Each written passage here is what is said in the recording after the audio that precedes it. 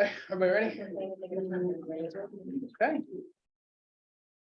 Good evening, everybody. I'll order the town board meeting for April 12th, 2023 at 6:30 p.m.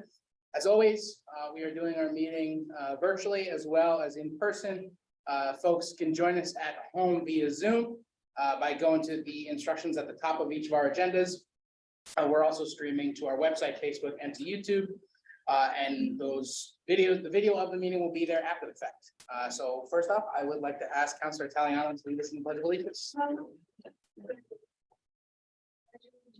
To the flag of the United States of America, to the republic for which it stands, one nation, under God, indivisible, with liberty and justice for all. Okay. Next up, we have open podium. This is an opportunity for folks to join us, make a comment, ask a question. And first up on the list, we have Craig Dutzek. Hi. How's it going? So I have copies, not of my comments entirely, but for the comprehensive planning steering committee, as well as for the town board, a summary of an extended set of comments I want to make. So if I may give those to you. Actually, one of those two. Yeah, and she'll distribute it to everybody. Sure.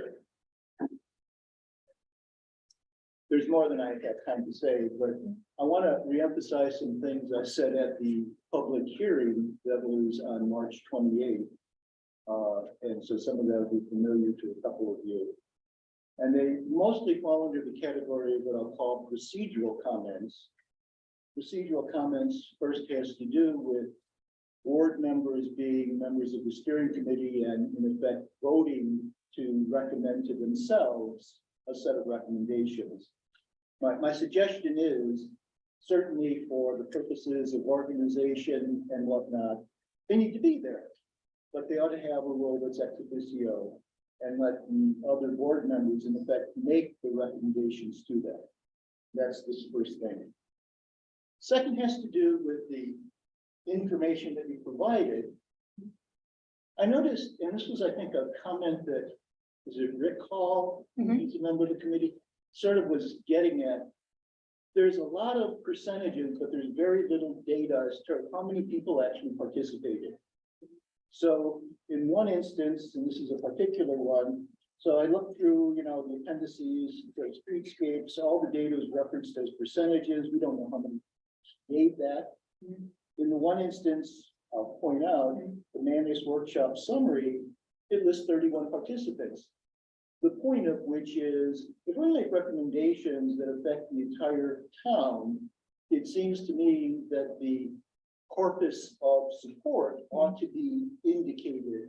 And if it is only a small number of people, perhaps a few highly engaged residents, or relatively few, you might question whether some of the recommendations actually are appropriate. I guess I would point out it should be the quality of the recommendation as opposed to the number saying it. And those percentages obscure what is maybe not really a big groundswell of support for some things. The third thing may have already addressed, and it had to do with the timeline for approval. I couldn't help but notice that although the draft was dated March 17th, it didn't actually get published till the 27th, the day before the public hearing, which is an inappropriately short period of time in order for people to digest a fairly substantial document and make comment on it. I should also point out that the extended timeline for comment, although now I understand it's on April 21st, nevertheless falls during the sectarian observations of Lent, Ramadan, and Passover, as well as the school's spring break, which probably distracted a number of people from paying much attention to it. So the bottom line is, even with the extended timeline given to it, you spent 2 years putting this together, and you're going to spend less than 2 months getting people the final product, or at least what appears to be the draft of the final product, to absorb, digest, and comment upon. So those are the first 3 things. I know it's usually 3 minutes, so I'll end with this last thing. So I don't want to take too much of your time. It had to do with the other big comment I made, though, and it's that, you know, it's a town comprehensive plan, but it exists in the, how do I say, 37% of the town are in the villages in terms of the population. But the town sort of treats all of its numbers as though this is the town. So when it said, for example, 96% plus of dwellings are single family units, you drive down the street, so where are those apartments? Well, they're technically not in the town. So in some ways, it distorts the way in which we're approaching this because we're only dealing with a cutout of what the entirety of the geographic town is. But the more important thing is, you know, I've been here for 37 years now, not at these meetings, I know you're grateful for that. But we have 3 villages and 1 town, and oftentimes it seems that they operate independent of each other. On the day of the steering meeting, public comment, Paul Worrell is giving the Village of Manlius commentary, whatever you want to call it, State of Manlius. I lived there 33 years. He's a good guy. But why is that not incorporated into the plan for the town? The same thing is true of Fayetteville. We have, reading in the paper, there's a Fayetteville comprehensive plan that's being developed. It seems to me that all of those ought to be incorporated into a single kind of document. Now, maybe you have understandings with those other mayors and some of the things that are going on, but for a person living in the community, there's no sense of this being a plan that's done in conjunction with others. And the most you recommend is, well, we want to have better coordination, which is sort of like saying good luck. I point out, not that I think this is going to happen, that you ought to consider consolidation. We've done that with the police department. We've done that with the various schools. In the state of New York, I'm sure council will correct me if I'm wrong, it has happened historically since 1901, when Scarsdale, the village, became part of the town of Scarsdale. Endicott in 1982. Lake George in 92. Seneca Falls in 2010. Owego in 2013. It's not that far-fetched that it hasn't been attempted and successfully done before. The question I have rhetorically is, if we were starting out today, would we create separate villages in a town? And the answer is no. They're artifacts of, in the case of the village of Manlius, a 210-year-ago founding.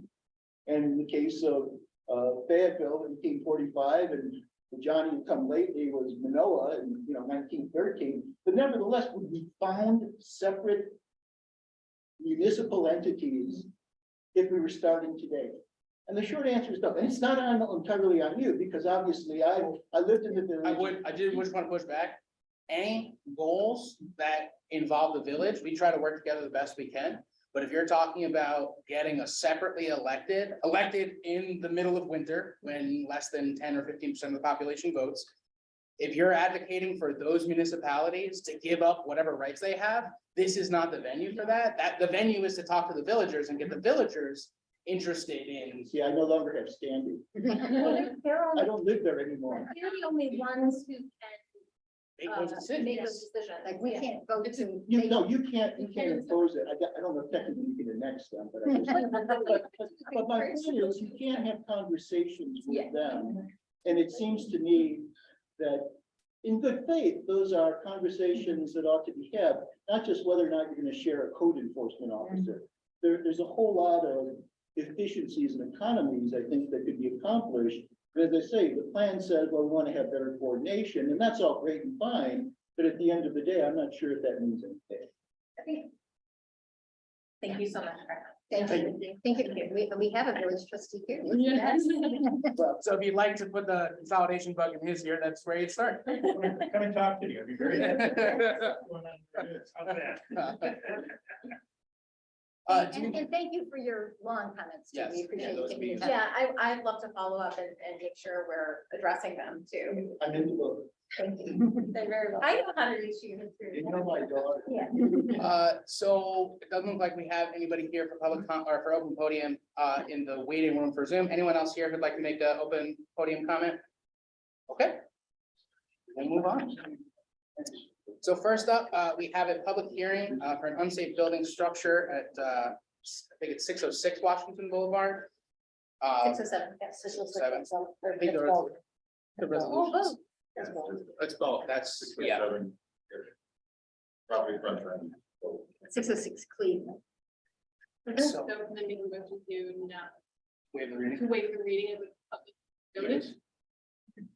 I'll second. All those in favor? Aye. Opposed? Okay, motion carries. I'll make a motion to open the public hearing. Second. All those in favor? Aye. Opposed? Do Okay. you want a little blurby, started first? I was just gonna say, I had conducted an evaluation this afternoon, there's no visual progress from the road that the structures had been removed. And I mean, Any work has been, and as we begin the public hearing, I just want to maybe have a conversation. We've received pretty significant resident outreach about the issue of this property. Would you say that that's yes. So, but they didn't make any public comments, so. no public comments, but we have it through normal outreach to both the planning and development department and the police So you department. had them. Yeah. I had instructed residents that called that it was I think it's the 26th for the next town board meeting, where they would come for that, but if this was For the, okay, where that would be correct me if I'm- would this be their only? This is the public hearing. but if residents have been instructed, we can absolutely hold this open to wait for those comments. This isn't like a normal Yeah. public hearing that we hold on legislation or on special permit. This is really an opportunity for the person who has been affected by the order that this town and the notice of this town has sent to come and explain his That's right. we gave side them of the time. story. Yeah. This individual was served and here tonight. But that's really the purpose of this. Can the public come and speak? And explain their concerns about it? Certainly, but that's not typical type of thing we would do for an unsafe structure. Right, and then that's the issue too, because it's a safety issue. Correct. Yeah. The police Well, follow we- that. Yeah, and we know with the report of there being no progress. Yeah. I mean, it's really up to the board as to whether or not, is there anyone here? Did you get complaints also? We've received numerous 911 calls at various times related to the person involved in the structure. Is there anyone here who's here to share a public comment about this matter? Do you think it would be possible to pull up a picture of we have pictures of the structure? Do you think I think it would be good for the video, if we would be able to do that. Yes, please give me that. Thank you very much. So just to kind of lay the groundwork, there is a structure, it's a more of a lean-to than anything else that I can describe that's on this property. There is no running water, obviously. There's no public sewer available. The code enforcement officer has looked at this facility. Somebody, I think, is staying there at certain points of the day. It has been noted that he has been inhabiting it for overnight and during the day.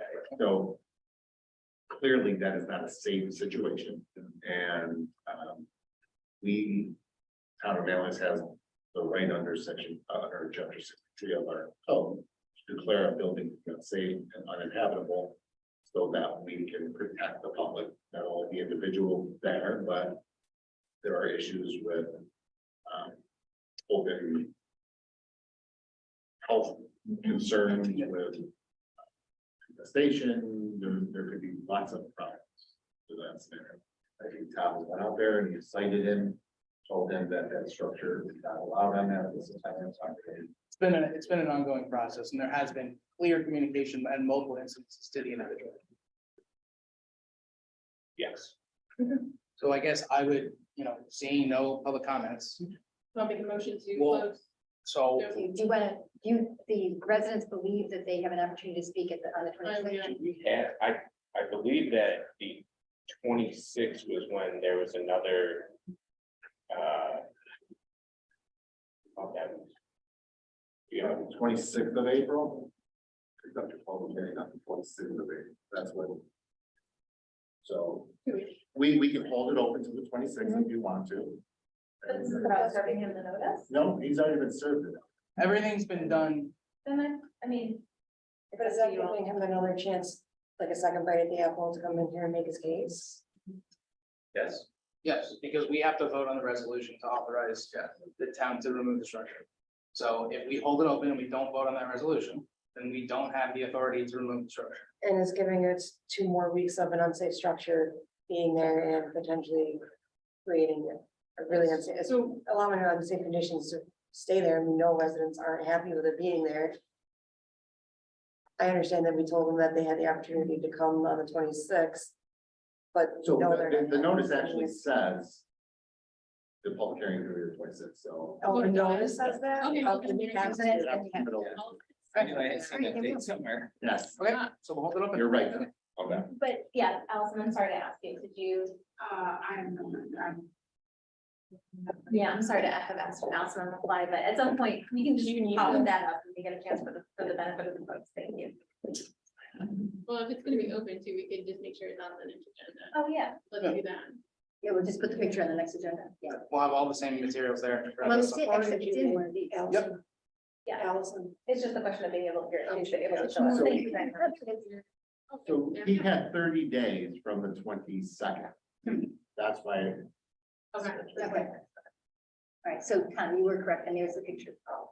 Okay, so It we has like have a do not, private property, do not enter, not in there, if trespassing. It's taped off and stayed. Take that. All right, thank you. Okay, there's other. Thank you. so we don't need any, No motion. no motion to, but we will. We will reconvene on the 26th. So next up, we have the public assembly permit application. This is for the CNY Land Trust over at 7213 Woodchuck Hill Road. We had sent a notice out to residents to let them know that this application was being made. Did we receive any comments back? No. And this is something that, we know the folks over at the CNY Land Trust have already been working with the residents. Is anybody here interested in speaking on this? Any comments on that matter? All right, well. I would entertain a motion to approve the permit. I would make a motion to approve a public assembly permit. Before we do that, Okay. Oh, it's a secret. we probably should. Well, it is a public assembly. This is like the weirdest. It's an action, and because What is there? because it's an action, probably should at least consider the environmental significance of this. I think the code enforcement officer. I mean, they're the ones who hear the most. Well, what environmental impact is there of having a party? Is it? Well, there's powers, right? So that there's. Feels like. Yeah. But you have reviewed it, you're comfortable with the assembly permit? With the base that they would receive approval, their operating permit for the temporary special event structures would be approved following this meeting. Are they gonna be dumping chemicals? No. Okay. No. You cooking oil from the But- food trucks? I don't know. It's negative. But. Yes, they read Let's the go through the 11 questions. Okay. quickly and then Very quickly, let's go. One's there. Will the proposed action create a material conflict with an adopted land use plan? No. Will the proposed action result in a change in use, the intensity and use of the land? Yeah. No, Notice no, all. Notice all. it's not currently host 200 cars, right? Will the proposed action impair the character and quality of the existing community? It's a one-day event. Sufficient property large enough to handle what's. Will it affect the CEA? No. Will it have an adverse change in the existing level of traffic or affect existing infrastructure for mass transit, biking, or walking? Temporary. Small. Will the proposed action cause an increase in the use of energy and fails to incorporate reasonably available energy conservation? Small, or renewable energy opportunities? No. Public-private water supplies impact, public sewer impacts. Impact character, quality of important historic or ecological or architectural or economic resources, no. The proposed action result in an adverse change in natural resources, wetlands, water bodies, groundwater quality. No. Will the proposed action result in an increase in potential for erosion, flooding, or drainage problems? And will the proposed action create a hazard to environmental resources for human health. Okay, based on the answers to those 11 questions, does anybody want to make a Heather motion? would like, Yeah, I'd like to make a motion to offer a negative declaration. May second. Second. All those in favor? Aye. Opposed? Okay, motion carries. And I have prepared a resolution for your consideration. I think all of you have that. May I make a motion to approve the public assembly permit for CNY Land Trust to hold an event at 7213 Woodchuck Hill Road on Saturday, August 12th, from 10 a.m. to 10 p.m. pursuant to the resolution prepared by the attorney for the bill. I'll second that. Okay, all those in favor? Aye. Opposed? Okay, motion carries. Great, looking forward to it. See everyone there. After that. And I know we had a conversation about the new requirements for tents, so they'll have to get the approval with that. They, with that, I was just waiting for that. I've spoken with their tent supplier, so they will be in full compliance when set up, and I will be doing an inspection once they are set up to ensure. Fantastic, thank you very much. Okay, so next up, we have a public hearing for draft local law to establish a planned use district, otherwise known as a PUD. I'd like to make a motion to waive reading. Second. All those in favor? Aye. Opposed? Okay, motion carries. Before we open the public hearing, I know we had some feedback from the planning board. Yes. Did you have that to I give us a? So I was provided with a draft of the recommendations dated April 10th. This was Monday night. I think they reviewed the local law. The first was the planning board is in agreement with the idea of developing legislation in the town. Number two, the planning board is satisfied with the referrals to the planning board as outlined in the PUD legislation as being consistent with the duties of the planning board as outlined in the town zoning code. Three, the planning board support the idea of exploring further the absolute nature of the 25-acre minimum. The board recommends more discretionary language with respect to the acreage. There may be opportunities for PUDs to be applicable to lesser acreage parcels. Sure. Number four, section 155.20.6C refers to negatively impacting certain matters. The board suggests the word should be substantially negative.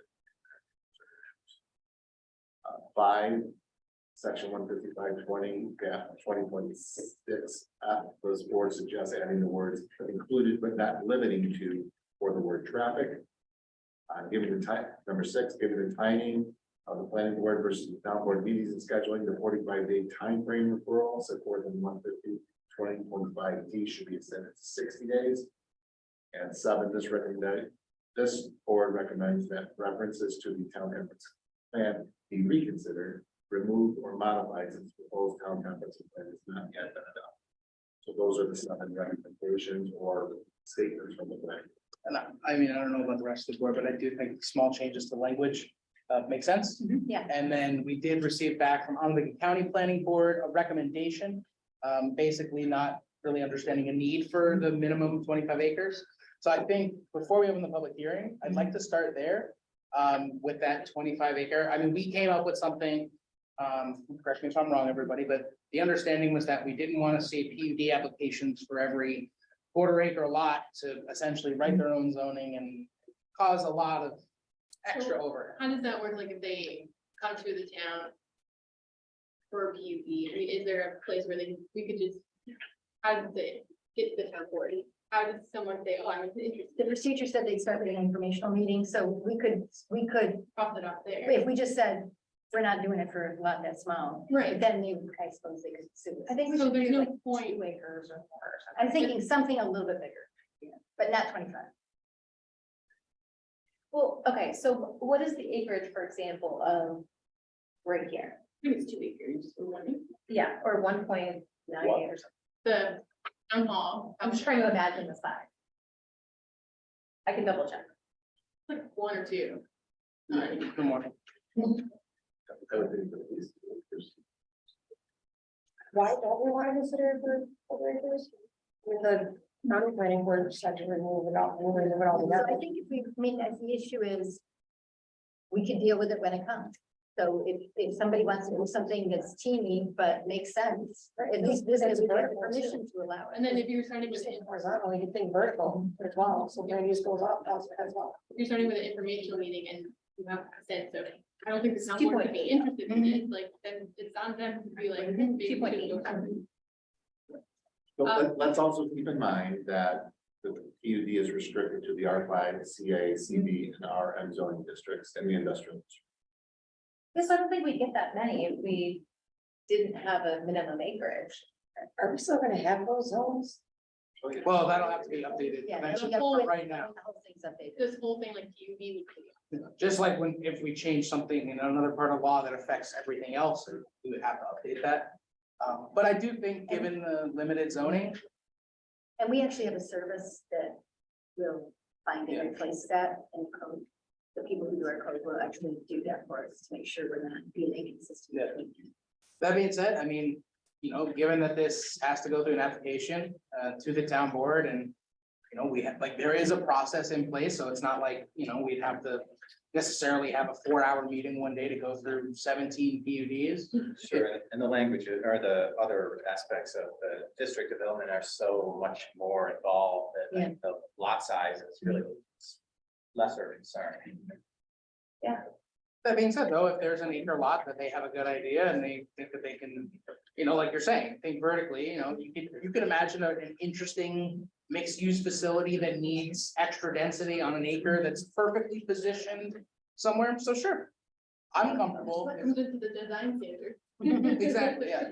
So I would be comfortable removing it. if everyone- Right, so in section 155, 20.4 B, it says, a PUD district plan must include an area no smaller than 25 contiguous acres. I'm gonna remove that sentence. Yeah, I think so, yeah. And then these other two, in 155, 20.6, E and F. I am okay changing the wording to what was suggested. And we'll do that right now. What were those were is that the including to that limited, or the substantial? Whether the Oh, proposed that's plan the substantial. substantially negatively impact. Because I think Because negatively, it could just be like a minor yeah. thing, small, like how we just in the secret, so substantially, you can see. They want that. That have a substantial night. Okay, what else? then the next one is including but not limited to, which is actually gives us more Yeah. flexibility. Yes. 1.6. Especially, I think this is where it's helpful that the planning board reviewed this, because they saw that and said, we're gonna need a little bit more leeway when we're doing this. It's Limited to. greatly appreciated oversight. In terms of Then on whether the proposed plan will have a substantial negative impact on existing residential uses of land in the town in terms of traffic, in terms of that limited to. Yeah. Yes. Yeah, traffic, noise, dust, odors, glare, threats to human health, or other nuisances. so the wild animals. Okay. What's next? The timing in 150-20.5. So this. So they want 60 They want days? 60 days, and just for your reference, the planning board meets 2 days before us, so it means the cycle is always. Yeah, so if we see a district, draft district plan, we then have to refer it, that's gotta wait a whole 2-week cycle, and it's not even gonna be in the next meeting, it's gonna be in the meeting after, so it's. I mean, really That's is already- 30 days until it even goes to the first meeting, Yeah. so then 45 days. They would have They one have to decide in that meeting, one meeting. yeah, so 60 days gives them, they can hear it, and then they have 2 additional meetings to deliberate. Yeah. Which I think is good, I think it's a really good way to do it, because.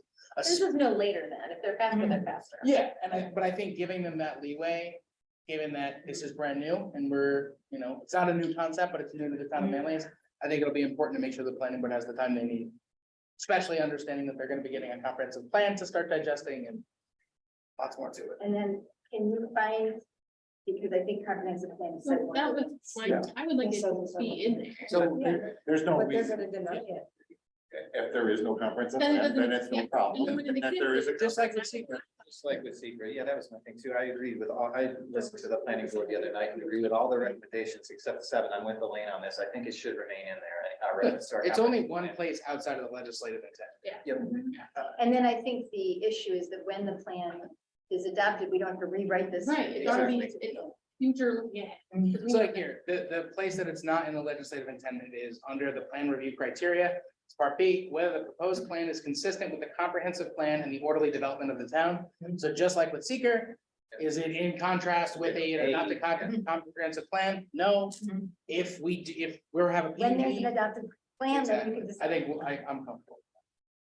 The one thing that's not in there so far is seeking a standard for affordable housing as defined by AMI 30% of AMI. So would you want to, residential. so for, That's not the proper definition. Tell me, Affordable housing is 30% of your household income. But it's, Total it's household unique to each income. individual Right. person, what their household income. Right. That's how, so it's, you're, So you can't make a developer responsible for that. well, so right, we've so- had conversations around, that's how, so you're not housing burden if you're paying 30% of your household income. There's a difference with it. So if we're trying to talk about low income housing tax credits for that, and there is AMI where you're supposed to be paying, so there's an area median income where someone can't live in that property if you make more than that AMI at initially moving into it. And then that means you're paying 30% off, let's say, it's like $35,000. What we learned is there's the Syracuse MSA, the Metropolitan Service Area, that has the AMI that we would base our calculations off of. And so affordable could be 30% of, I believe that HUD says it's 80% of the AMI. So you have to make 80% of the Syracuse Metropolitan Service Area AMI to be eligible for affordable housing, or really, that's how you come up with that rent number. We have had conversations per district plan, even at looking as far as saying, we worked with someone who had mentioned something about the idea of workforce housing, Right. which is set at 60% of the AMI. Mhm. And I think moving forward, as we talk about affordable housing, that's the conversation we want to be having. Is it affordable in that it is, a fifth cheaper than what the market or AMI would set? Or is it more geared towards folks that are making 3/5 of what that is, which is workforce housing? The idea there is that it's a lot closer to someone who makes minimum wage being able to afford a unit.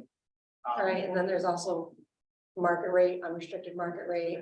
There's all different kinds. And yeah, so I don't think we want to be prescriptive in here at all, but I do think we want to point towards the goal. So in some manner, so I guess we can point towards with the comprehensive plan, seeing that we Well, so have. you have two things in the plan review criteria. Proposed plan is consistent with the comp plan. Yeah. Can we just add in if applicable? Just to not have hinder us with this, because if we don't have the comprehensive plan in place yet, I'm worried that we will not be able to ever get any of these PDs moving forward. Because then they could eliminate it later, they have to follow the comprehensive plan. Like if applicable, they could say, oh, Meaning- it doesn't apply. In play, like if they, something to say, if we So- have the comprehensive plan in place. Can we do Or not. the public hearing? And then as far as I understand, we still need to work, on it. Like, there's just too much discussion happening right now. to move forward with it, so. So you don't want to vote today. No, I don't think so. I'm not comfortable voting on this. Okay. So just Heather, to your point with the affordable housing, so you have the reference to the comprehensive plan as well as section E under review criteria, whether the proposed plan will improve the availability of affordable housing in the town. Yes, And that's where you would want to add more language. yes. Do we want to say whether the proposed, now, these are, so the town board shall weigh the following factors when considering whether to approve an application creative HUD district plan. It's not necessarily. So it's not Not a requirement. it's a balancing test. You want to say under E, whether the proposed plan will improve the availability of affordable housing in the town as defined by the federal guidelines for affordable. When you were reading off, when you were not reading them off, coming off your top of your head, what are you referring to? We can put something in there, but we have to still massage this, I So, think, yeah, and really test it. Well, and I think it's important to remember that this is the enacting PUD law. So Not the district if plan. we try to put a definition in there now, Whereas right now, it's referencing the comprehensive plan, which is as robust as it can be, and just the idea of affordable housing. That means that every district plan opportunity, we can push back and say, we have guidelines to tell us it needs to be affordable, and The therefore for current this district definition. plan, Yeah. yeah, because it might change. The availability of affordable and workforce housing. Because then we have to define that. Yeah. Well, isn't that So- supposed to be what we're including in the district plans, not in the. Yeah, this is the guidance document. No, that we. Like, what we're what we're going to be, we're writing this to create the opportunity to have that conversation. Yeah, so not every PUD will need to have the requirement of really any one of these things, like we're trying to create a framework to create district plans. Whether we'll have just this one or more than one, I can't imagine we'll have more than a few. There's not that many places to build, as we just discussed in the comprehensive planning session. So I think all of these are points we've discussed and that we want to include in the district plan, but not necessarily in this law. I think we need to have more of a conversation too, as to how we want to define it, because at least you say affordable is 30% of your income, then, I mean, that means, hey, someone's making $500,000, 30% of their income, they can afford it.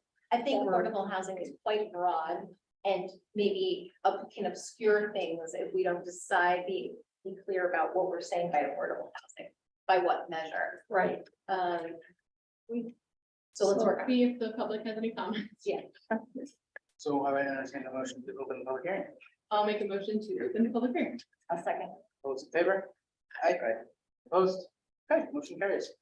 We've got anybody via Zoom, please use the raise hand function. Is there anyone here to make a comment on the PUD law? What's the difference between a PUD and say like,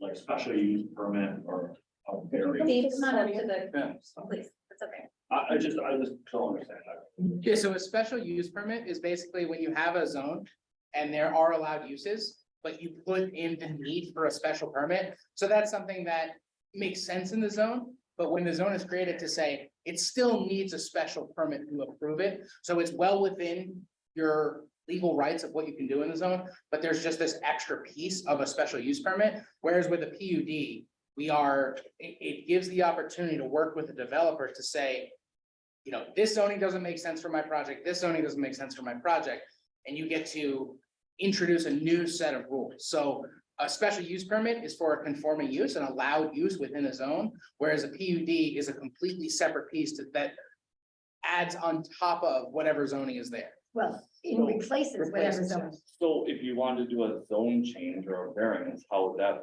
You wouldn't, in a PUD wouldn't need a variance because it'd be No, I know, incorporated. so, but if you didn't have a PUD, I'm just trying to understand how, I don't get it, so I'm just trying to. So understand. if Still they like- wanted hold on, I to wanna build just make sure. something, they came to us with their ideas where they wanted to build and it didn't fit the existing zoning that we had. So this is a way to move forward with a project.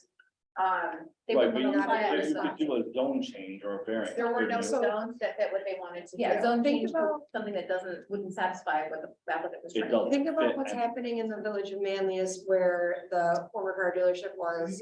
And how they're doing where the well now's gonna be in Starbucks. Now Starbucks is allowed to have a drive-through there, but nowhere else is really allowed to have drive-throughs in the village.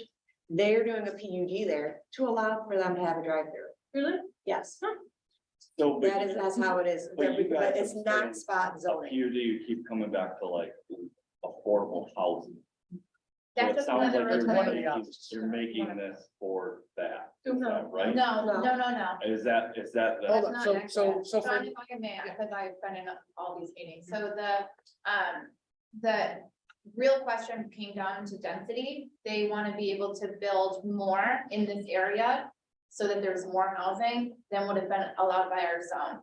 So they met with the zoning board to try to see if what they wanted to do fit that zone, and they tried to do like an interpretation that if this, then this, but it just didn't work. So we're moving forward with a PUD.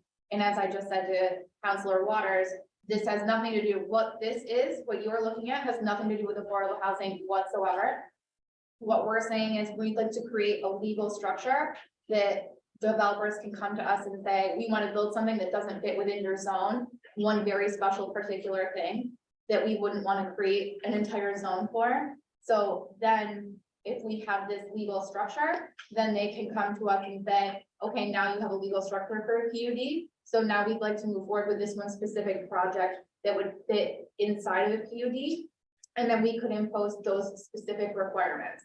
So we would work with the developer in a partnership to say, if you want that level of density, we're interested in that, but we'd also like to have 5% be affordable housing. So in your, am I assuming we're talking about like the Twin Lakes, the thing about Coles using it there? Is that correct? That is Or one one that place, is, it's one like, place it could be used. but this is, it could also be used elsewhere. This is the umbrella. Gotcha, okay. So by having that though, is this go back that like that land, so the water is not usable space? So but you try to improve that as usable space so you can make that density Right. more. That's what they wanted to do, but the zoning board said no. Well, that's So, but Well, that's not accurate. So the zoning board has not heard this interpretation yet. It was they asked to be removed from the agenda in the March meeting. So that has not taken place yet. The interpretation. The applicant for that project. Which is not. Separate and distinct from this local law, even though if this local law passed, they may want to use this. They have requested an interpretation that would allow them to use the water, the ponds, as part of the availability to provide density for units. So it's 20 acres, 5 or 10 of it is water. You said, So but all 20 counts as Right, so usable space. That has not been determined. No, I'm just setting an example. Yes, Yeah. that, This is an example. That's all- Hypothetically that's all. speaking, well, Right. Yeah, So so, you're just sort of encompassing that so that you could build a density higher, so the, even though that. if that project were to move forward, but again, this PUD is just the umbrella. So that's Right. for in terms of this It's an public hearing. avenue to do something like that, is what you're saying. Yeah. right, and it really should be used for challenging kind of topics.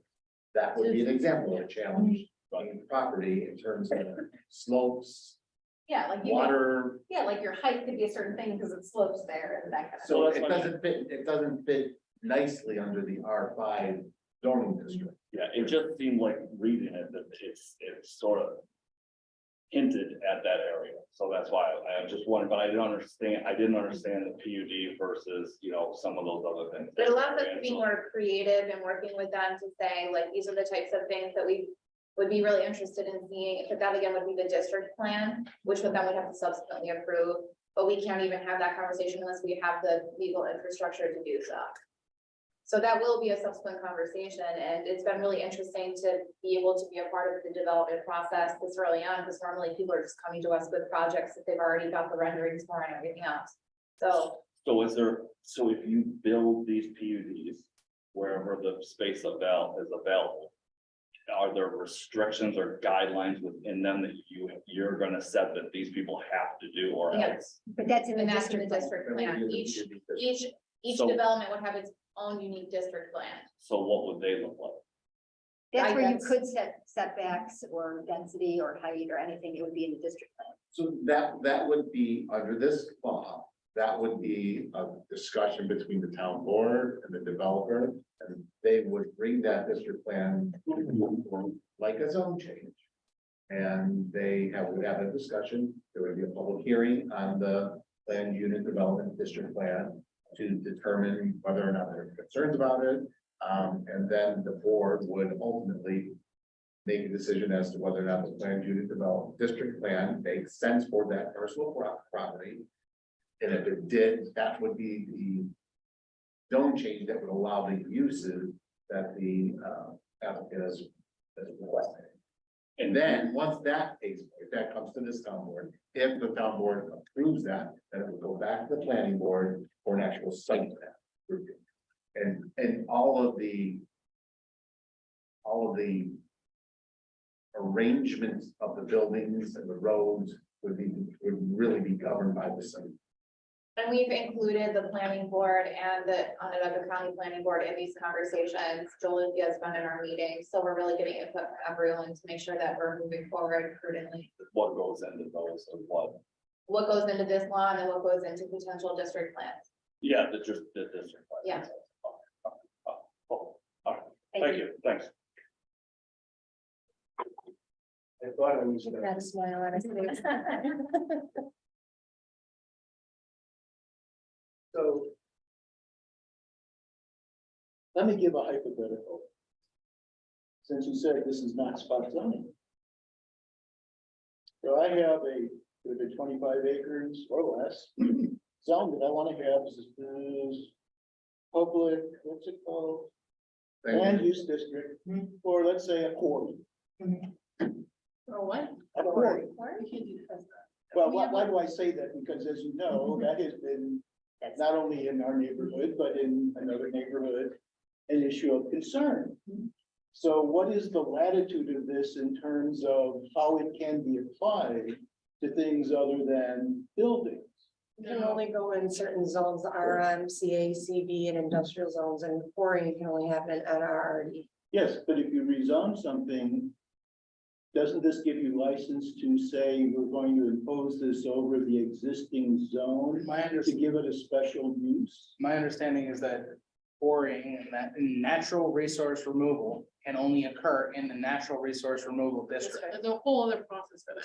And you still have to approve the district plan. Just an asking Right. for. No, yeah, No, no, that's a yeah. very good question. Yeah. You would still have to approve the district plan, and if quarrying were in the district plan, I don't think it would be, it would. And if If it the was town totally board moving. was interested in moving forward with a quarry, they would just change it to a quarry. Yeah, Like, you're not getting around the I'm the asking, law. I don't know. I understand that, I'm just answering. So if the town board was going to approve a district plan that included a quarry, they would just approve a zone change that included a quarry. So, yeah. I don't know. Otherwise, they're. As gonna Alyssa do said, you have to understand the underlying zoning districts this is allowed in, right? So it's in the R5 district, which allows apartments, right? So that would make sense with this. It's in the CA district, commercial A district, which would allow for retail shops. It's in the CB district, which would allow for more intense commercial type things. And it's also allowed in the RM district, in the industrial district. So you can only put the PUD in one of those commercial type districts. Okay, so let me ask a slightly different question that has nothing to do with quotes. You want to have higher density, let's say, as an exception to what otherwise would have been allowed. I assume that's part of where this is going. What does that do in terms of, I don't know what state law regulations, et cetera, have for things like maximum occupancy, or in terms of number of units per square, whatever. It seems to me that the question is, it's always cheaper for a developer to say, if I could put more of X into this space, the per unit cost of construction to be less. But what kinds of things, whether it's fire codes or other kinds of things, would say you can't do this? So It would be those. all of those same rules would apply. Yes, Okay. yes. And that would be true with your access to water and sewer, any of those kinds of things would have to be evaluated. The only thing that would change is rules based on the zoning. That's what the plan unit district plan does, is it says you have these zoning rules, here is a new set of rules. So all the zoning rules still have to respect all the normal New York State codes, everything like that. And so this is just another way to They still define. gotta get this. Yeah, Yeah. I'm sorry. They still have to get past our code.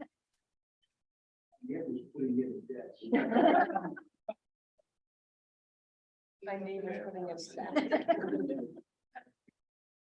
Find out. any other comments on the PUD? I have to leave after this, but I would like to just shortly, I heard the districts. I think one of the places, I had conversations with the home builders. They were very interested in plan unit development for doing more, and it's single family, but more condensed single family development. So if that was some way able to be put in there, I know it would be, but you think of places like Crane Landing or places like that where you're developing and you're close and you're trying to make these single families, make them in a more condensed manner, but still give people the single family that they're looking for. It's definitely been something that's been brought up as a struggle for some of the single, And I think, single family I think in the developers. short term, the strategy there would be, if they are looking for the density, then the first step would be a zone change to R5. Because if an R5 zone change makes sense, then a PUD makes Then you sense. can do the Yeah, PUD. and that's also understanding that we're gonna be looking at zoning. The zones that are called out in this current PUD law may or may not exist in a year. We might have, with the goal is to have more of a high density, low density type of zoning, distinct, separation. But I think at current, if they are interested, step one is, does an R5 zone change make sense? Because then if it does, a district plan could shortly follow, R5 zone change. I just know that's been something that I've heard from the developers is they, in other municipalities, they have the option for doing PUDs for single family developers. Thank you, Sharon. Have a good rest of the night. You've finished styles. What's that? I can see that working out really well for my styles. And that's, I think, when you think about like, what are the rules around the residential zones, is it's just, the majority of this is talking about density. But I mean, I think where that becomes interesting is like the Homewood neighborhood, R2.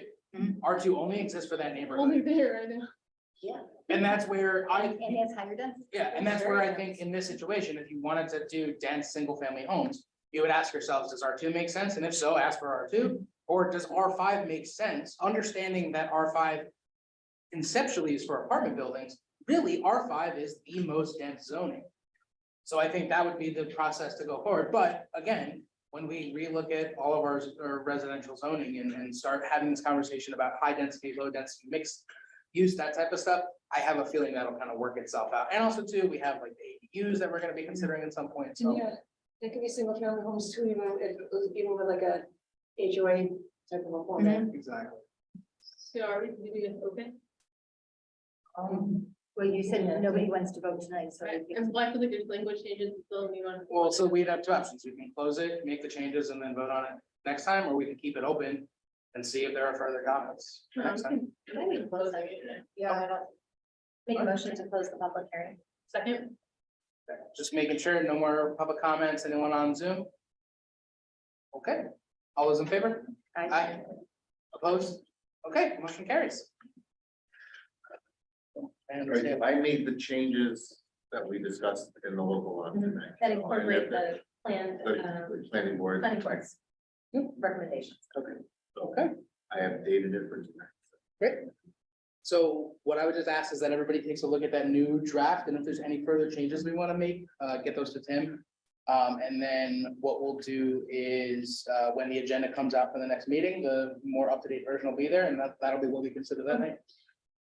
The changes are gonna be emails, right? Yeah, I'm gonna do it, I'm gonna email it right now.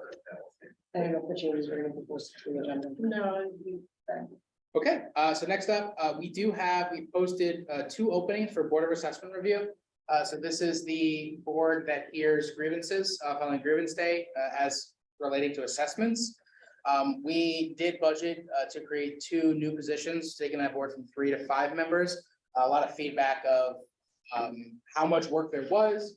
Also, resident feedback about wanting there to be more capacity, more voices at the table to ensure a fair hearing.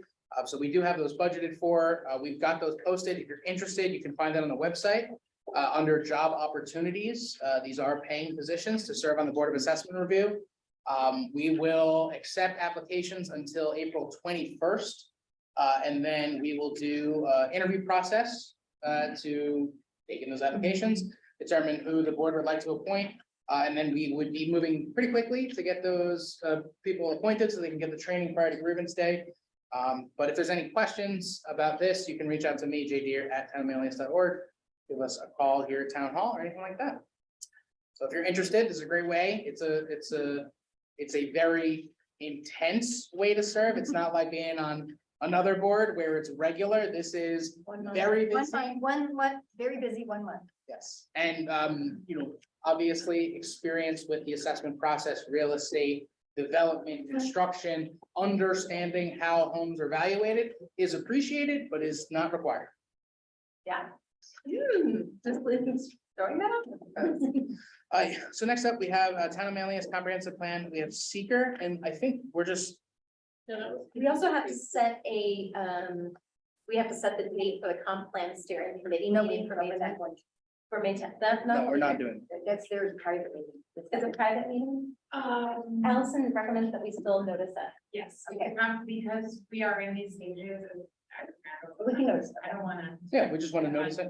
Okay. what Tim might do, but the comprehensive opening is suggested. Okay, so that's number nine. Well, So so- let's do the seeker. Get it. Yeah, so we're not, because we only have the draft as it is. So we're not doing seeker tonight. Are we just declaring ourselves lead agency? That's only a resolution back. Okay, That's my question as well, so. okay, well, I Okay, will. I'd like to make a motion to declare the town of Manlius as lead agency for seeker for the town of Manlius comprehensive plan. I'll second. Okay, all those in favor? Aye. Post, okay, motion carries. And then to set the date, so I would like to make a motion to set the date for the comprehensive plan steering committee meeting at 4 p.m. on May 10th. I'll second. Yes, that was, Yeah. that came Yeah. out of the work session, so, all those in favor? Aye, opposed? Okay, motion carries. For anybody that is interested in that public hearing, I would strongly suggest watching the work session that we just had, that'll be available on all of our platforms. Because I have a strong feeling a lot of that discussion will be kind of analyzed at this meeting, as well as some of the public comments, but if you're interested in that public hearing, recommended reading is the work session that we just had. That event on May 10th is actually a steering committee meeting, not the public hearing. You're right, no worries, just making sure people aren't thinking they're coming to a public hearing. Okay. But we will be setting a date shortly for a public hearing. We're still accepting comments for April 21st. Sorry, John. I didn't mean to No worries, correct thank you for the clarification. Okay, next up, resolution to adopt the neighborhood sidewalk program. So we asked for comments and I did get them, that was great. Some comments were just more questions, and so, the only changes I made to the sidewalk program were a link to what is a referendum. And then also I clarified, the cost share program, making sure people knew that that was grants, like we're gonna apply for grants, and qualify. But that's just all on the neighborhood. And I also had my first meeting with a resident who's interested in doing this, so I'm very excited Which sidewalk? for Enders Road. That's gonna be a tricky one, but we're gonna attempt. Okay. It's, I think it's better that we get one of the more complicated ones.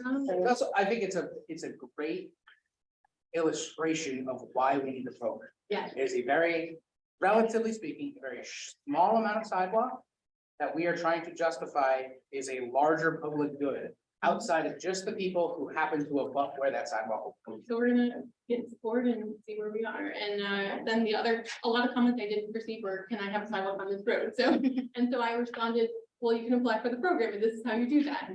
That's great.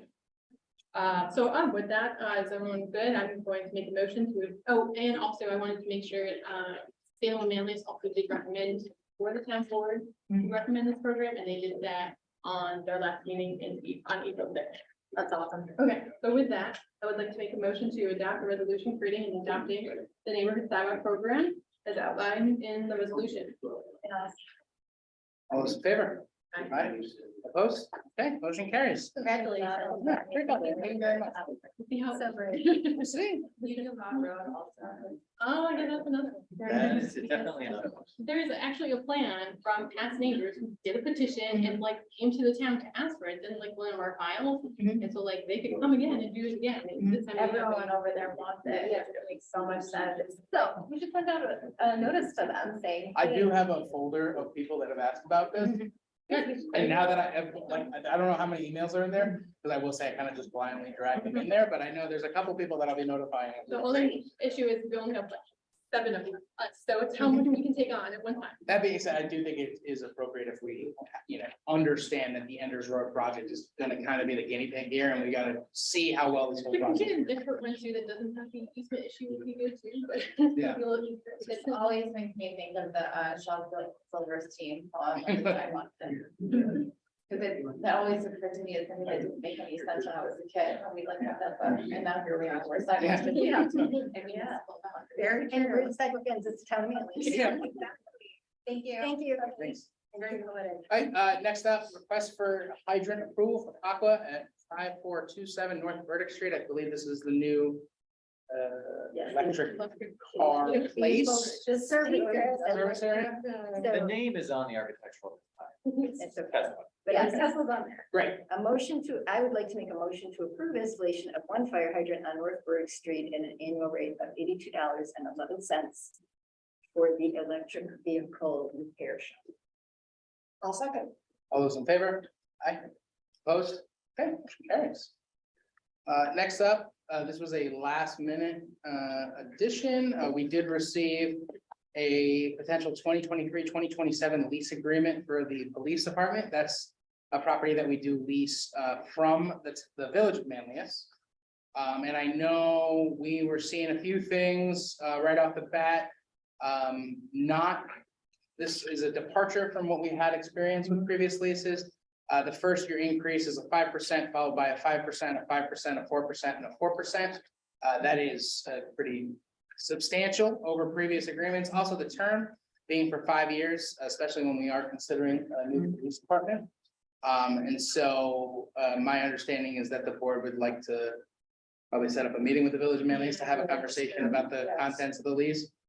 I think it's important also to speak with the chief and. Understand the needs. Yeah, understand also the experience of the last few years, because there was the period of time when the police department had to move out of the building and sort of, so, and Alyssa's gonna be looking into.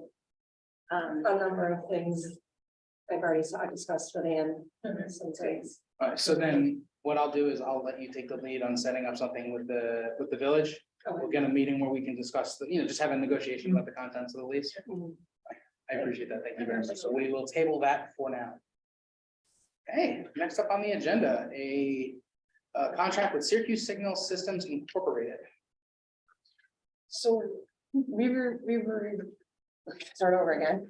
When we were reviewing the document, it says that it's for January 2021 to December 2021. This is the lease, yeah. The lead, yeah, and If you look at it in the paragraph, not in the heading, but in the paragraph, it is the wrong date. so then that made me confused. I was like, is this because we ordered it in that time frame, but COVID prevented it from Oh, being sorry, no, this is delivered? No, it's just a typo. Yeah. Or so is it, So before you sign it, just correct. So we'll ask for an amended version with the correct dates. in it. okay, so that it's not a situation No, of this- no. we ordered it back then and it's just now finally getting No, delivered? this is one of those regular ones that we just get. Okay, So I would look for a motion to It's approve amended. as As amended with the appropriate dates. okay. Motion to approve a 1-year contract with Syracuse Signals for on-call service for traffic beacons at FM High School and ESM schools on Kirkville Road as outlined in the contract as amended. Seconded. All those in favor? Aye. Opposed? Okay, motion carries. Thank you. So we have 2 sets of minutes to approve. So I'll make a motion to approve the minutes from March 16th. No second? All those in favor? Aye. Opposed? Okay, motion carries. Make a motion to approve the March 22nd, 2023 minutes. I'll second. All those in favor? Aye. Opposed? Okay, motion carries. We have approval of the abstract number 7. Okay, so I would like to make a motion to approve abstract number 7 in the amount of $415,195.09. And there's really no winners this time, it's just helping. Is that the amended amount? Yes. Directed amount. Okay. All those in favor? Aye. Opposed? Okay, motion carries. So we do have, right there, somebody like. to make a So I'd motion? like to make a motion to enter into executive session to discuss the employment history of an individual that may lead to the employment of an individual in town clerk's office. Before we do that, I do want to just mention that we did have fish stock last Saturday, or, I'm sorry, April, Wednesday, last Wednesday at Green Lakes. It was collaboration with many partners, as we do over there, at county parks and in our villages as well, in the food bank. And I did want to just mention that we received 453 pounds of food, $489.26 worth of donations. And that will produced 1,844 meals. Also, people were lined up there an hour before it opened. This is how successful this event is becoming. And then at 11 a.m., we received word from the police department that traffic was backed up 1 mile down the road. So thank you everyone for making this event as successful as it has been. Please continue doing it. Over 700 fish were put into the lake. And every child that wanted to fish got it. Yes, that is also true. Very true. Plan Cooperative Extension joined us. Yes, for the. Polar Bear Roadhouse was Yes, there. Golden Bear was there as well. Police were there. The police were there too with their trailers. It was great. Yes, it was a very good time. So with that, I will second our motion to Okay, executive and session. before we go on, I have another, I just want to thank the villages of Fayetteville, Manoa, and Manlius. We met with the police, with the fire people from each village before they approved their budgets. So Elaine and I are now apprised of where they are at with that, and we are going to be scheduling the hearings earlier this. Great. I have one announcement, sorry. We had our CRC meeting yesterday. And we had a guest speaker, Michaeline Eunice from Heel Onondaga, came and to talk with us. I mean, I think that it was terribly important actually to hear from her. There have been over 500 overdose deaths since the beginning of the year, and over 150 deaths to fentanyl in the county. We Almost 600 deaths, was 592. exactly. So we basically, it's important for us to stay quite on top of, and I was grateful she came, and I know that our colleagues that joined us at the CRC table appreciated it too. So thank you to Captain Slater for inviting her and for the work that she does. Yes. It was very interesting, the information that she shared, that when there's an overdose, you'll see just a couple blips on the map of few overdoses, and then all of a sudden you'll see a big cluster of it, because that's where the good stuff is. And they think that other users think that, oh, I can handle that stuff. And then they mess with the overdose. And I didn't know that Adderall, the next step up after Adderall, if you can't get Adderall any longer, the next step that you would seek would be meth to have the same kind of high. And the fentanyl is getting laced into everything, including THC gummies. So that brings up implications for how we think about our regulated market for cannabis, but also the black market that will try to compete with it, and what kind of challenges it can present to law enforcement. Any other announcements? Are we sure? Earth Day is the 20th. Oh, yes, Sam. Oh, we can talk about it. Okay, all those in favor of entering into executive session? All right, folks. Okay, okay, guys, thank you.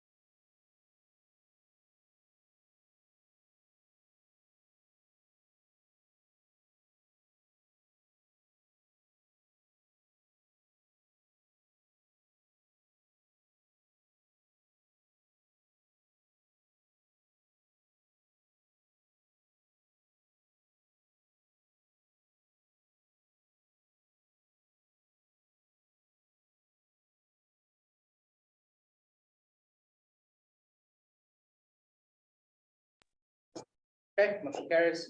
Can you tell me who that was? What we comment on? Sarah. Executive session's over.